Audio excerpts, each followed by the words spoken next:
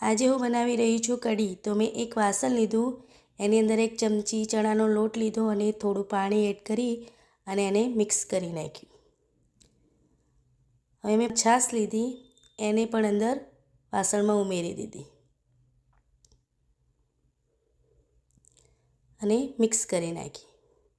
હવે મેં ખલ લીધો, એમાં લસણ લીધું, આદું લીધું અને લગભગ 3 થી 4 મરચાં લીધા અને થોડું મીઠું એડ કર્યું અને મેં એને સારી રીતે વાટી દીધું। હવે મેં કઢાઈ લીધી, કઢાઈમાં 3 ચમચી તેલ લીધું।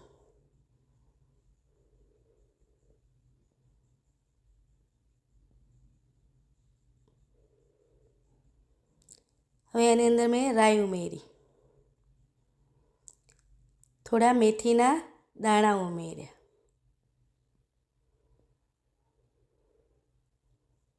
ને મીઠો લીમડો ઉમેર્યો। પછી આદું, લસણ ને મરચાંની પેસ્ટ ઉમેરી અને સૂકી મેથી જે આપણે સુકવણી કરીએ ને એ મેથી ઉમેરી। બધું મેં મિક્સ કરી અને એને ધીમા ધીમા તાપે થવા દીધું। પછી મેં થોડી હળદર ઉમેરી, એને પણ મિક્સ કરી નાખી। હવે સરસ એ બધું થઈ ગયું પછી મેં અંદર થોડું પાણી ઉમેર્યું। પાણી થોડું ઉકળ્યું પછી મેં અંદર છાશ ઉમેરી।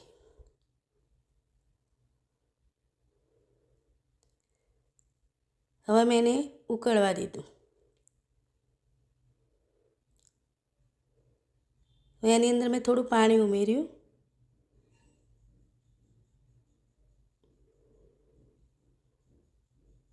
ધાણા જીરું નાખ્યું, મીઠું ઉમેર્યું અને બધું મિક્સ કરી અને એને ઉકળવા દીધી।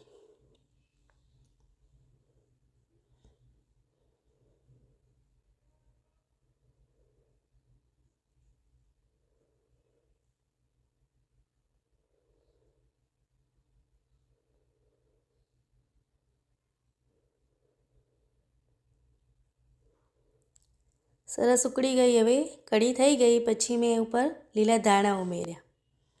આ કઢી ખાવાની એટલી મસ્ત મજા આવે છે ને કે તમે એક વાટકી ખાતા હશો ને તો બીજી પણ વાટકી ખાશો, એટલી સરસ લાગે છે કઢી।